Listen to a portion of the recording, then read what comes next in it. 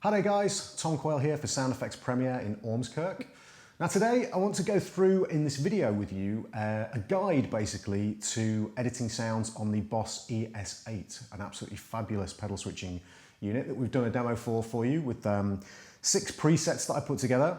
Now for this particular demo, as you can see, we've got the ES-8 on the floor down here with a bunch of pedals plugged in there. I'll just really quickly tell you what we've got. We've got an Empress compressor, a 1+ dual fusion, an Empress nebulous pedal, a 1+ latitude pedal, a flashback delay mini, and an Eventide H9, and then an Ernie Ball Junior volume pedal as well. Now, I'm going to show you some of the editing features that you've got with the ES-8 in terms of developing patches and the flexibility that you've got as to where you can place things and how easy it is to edit sounds. Now, for this particular session, I've got this beautiful Nags guitar, which you can get from Sound Effects Premiere, a really good dealer for Nags guitars. And also a Roland Blues Cube, which you can't see. I'll maybe just see the corner of it on the screen there. A really great amp from Roland. So let's start basically by I'll show you my complete clean sound. So I'm not using any of the pedals. The ES-8 is on, as you can see. It's on. We've got bank 1. So this is bank 1, preset 1. So bank 1, preset 1. And my clean tone sounds like this. So here we go. Just your basic clean tone on the neck pickup of this particular guitar. Now, first thing you want to know, if I switch between memory mode and manual mode, so at the moment I'm in memory mode, and the reason I know that is because I've got blue LEDs, okay? If I hit manual mode, LED switches to red. Now each of these buttons, 1 through 8, are assigned to different loops, okay? Now I'm not using loop 8, I've only got 7 pedals plugged in at the moment. So if I hit loop 1, that's going to turn on my compressor, okay? So here's the Empress.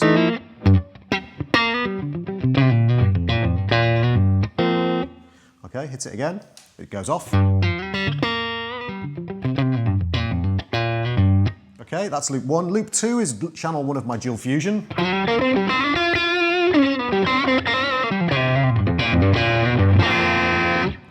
Okay, loop 3 is channel 2 of my dual fusion.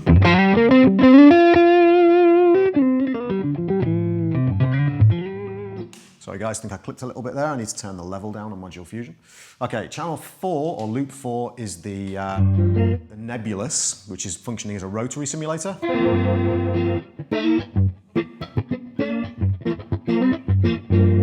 Okay, and then 5, just going to go around the camera here, is my latitude. See how easy it is to switch these on and off, and also how noiseless it is. 6 is the flashback delay.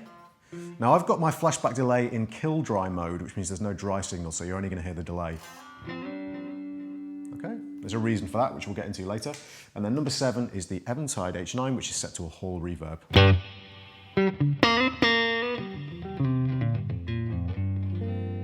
With a long tail. Okay, now I can combine any of these very easily. Let's put the compressor, channel 1 of the dual fusion on, and the reverb. Okay, so we get this.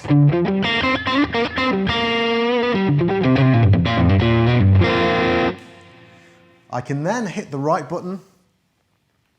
It will then give me this screen, just telling me which preset I'm on and which bank. And I can hit it again, and then I can name the preset. I'm not going to do that right now, but it's dead easy to do. You just use the plus and minus buttons to change each of the letters, and then you use the direction buttons to move between the letters that you want to change. Really useful. And then hit right, again, executing, and that's saved as a preset now. Okay, so if I go to preset 2, again, just a clean tone, go back to preset 1. Okay, now that's just one way of switching loops on and off, but that's the most convenient and easy way to do it. Okay, so once we're there, there's a ton of stuff we can do. If I go into the edit menu, go into patch here, and press enter. Okay, let's go back to the beginning of this menu. Just use these left and right buttons to do this. So there's a load of menus here. It seems a little bit daunting at first, but it really isn't. I can also switch loops on and off and see the structure of my loops by going into this menu here.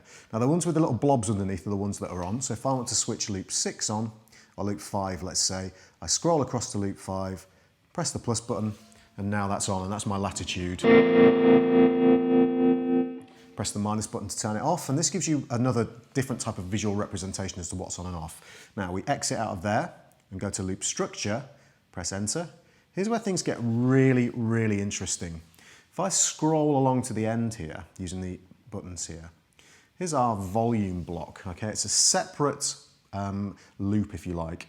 Now, let's say I want my volume block to be somewhere else. If I press the minus button, you can see now I'm moving my volume block within the preset. And I can have my volume block right at the end, okay? Or I could have it anywhere in between. Now that's really useful. For example, if I want to have my volume control the amount of gain I've got as well as the volume, because it's controlling the amount of signal that's going into my dual fusion pedal, I can place the volume block before the dual fusion pedal. And that gives me, when I roll the volume down, I get less drive and less volume. Okay, so let's enable the volume block, and I do that by going exit and go to loop on and off, scroll across to the volume block and press the plus button. Now that's on. Exit, go back to loop structure. Now my volume block is engaged, and as I roll it back, I'll get less drive. Hear the way that's cleaned up?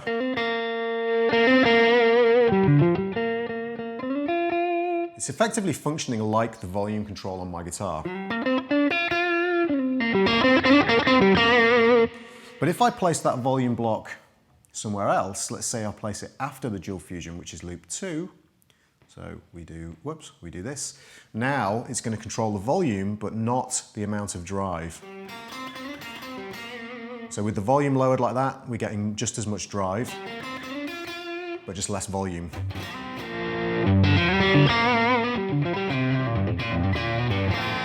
Because it's not controlling how much signal goes into the dual fusion, just how much comes out at the end. And that can be placed anywhere we like. Okay, let me show you something else.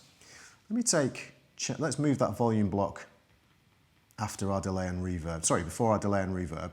Now let's take channel 2 of the dual fusion, which is in loop 3.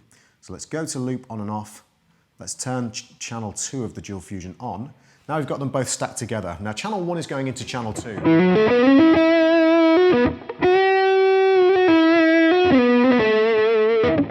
Okay, really cool, very nice sound. Let me just turn the volume down on channel 2. Now, at the moment, channel 1 is going into channel 2. So let's exit, go back to our loop structure. Let's take loop number 3, which is our channel 2 of the dual fusion, and place it before loop number 2. Now channel 2 is going into channel 1. Completely different tone.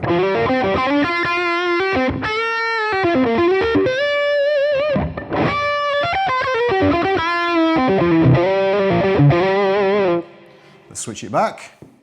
Oops, wrong way. There we go.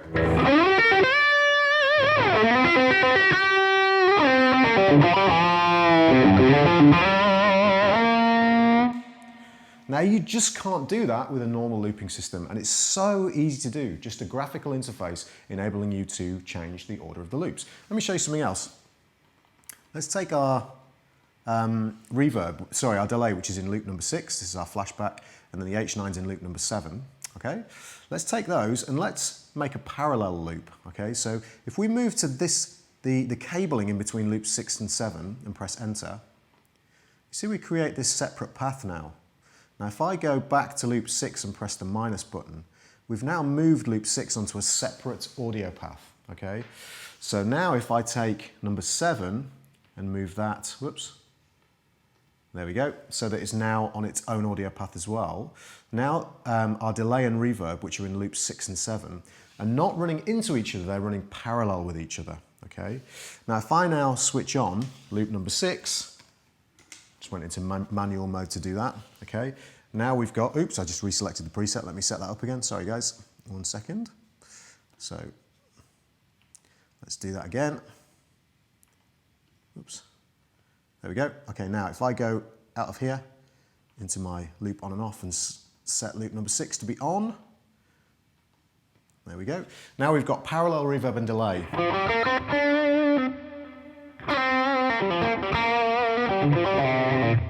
Let's turn the effects level up on the delay.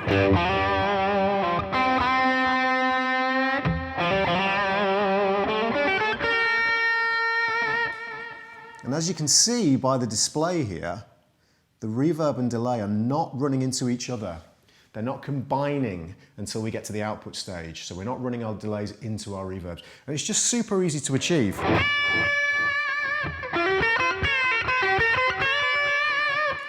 Okay, Okay, let me show you one other example. Okay, let me get rid of, we'll just reassign, reload that particular, there we go, that's set up. Okay, now what if I wanted to run at the same time a clean sound and an overdrive sound? So we're just dealing with signal routing here. Let me go to channel 2, loop 2, in between the cabling, and I'm going to press enter to create a parallel loop.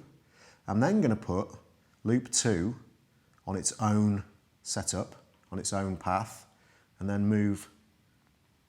There we go. So now the two channels of the dual fusion are running in parallel to each other, okay? So that's the first thing. Now, if I then go to my loops on and off, you can see that loop 2, loop 1, and loop 7 are on.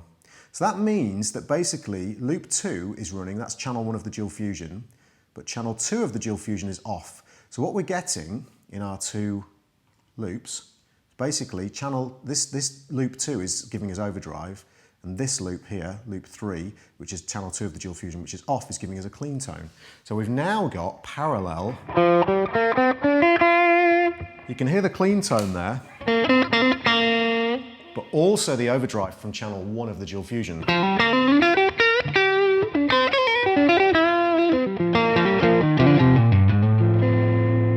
Which is giving us the grit of an overdrive. If I raise the volume level on channel 1, we can get the kind of the drive, but still the clarity of a clean tone.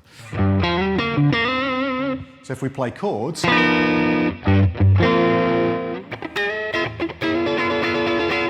we're getting drive, but just that clarity, which is great.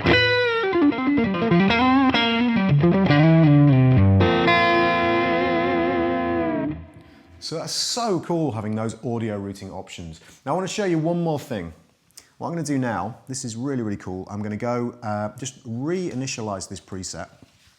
Now what I'm going to do is on the H9 here, I'm going to select a delay, a digital delay. Okay. Now I can assign, in fact, let's do it this way. What I'm going to do is I'll go back to the hall reverb, and I'm going to set up a parallel loop again with the delay and the reverb. Okay, so let's move the flashback delay into its own path, and then let's take the Eventide H9 reverb. Now we've got them in their own path. Let's switch them both on, make sure they're on. Okay, there we go. So there we go, loop 6 is now on. Now what I'm going to do is I'm going to move my volume block. So we're back to our parallel setup. I'm going to move my volume block so that it's after the delay. So you can see here we've got our volume block, this is our delay, loop 6, and this is our reverb. Now, what this means I can do, if I set my effects level on the delay all the way up, as I play, I can now control the amount of delay via my volume pedal. So my volume pedal is down at the moment. Except, of course, I need to turn the volume pedal on. I do apologize, guys. Let me do that now. Okay, there we go. So now if I go back to my loop structure. Okay, at the moment, no delay at all. As I roll my volume pedal up, remember it's not an expression pedal here, but a volume pedal.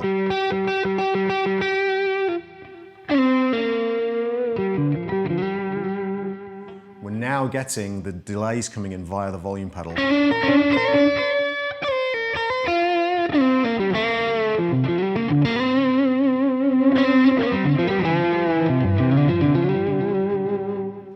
Super, super cool, really unique feature, very, very useful indeed, being able to run those parallel loops or parallel signal chains and then have a volume pedal control the mix basically of that particular effect. Very, very cool indeed. Works great if you've not got expression pedals on your board as well, or if your particular pedal doesn't take an expression pedal like the Flashback Mini doesn't.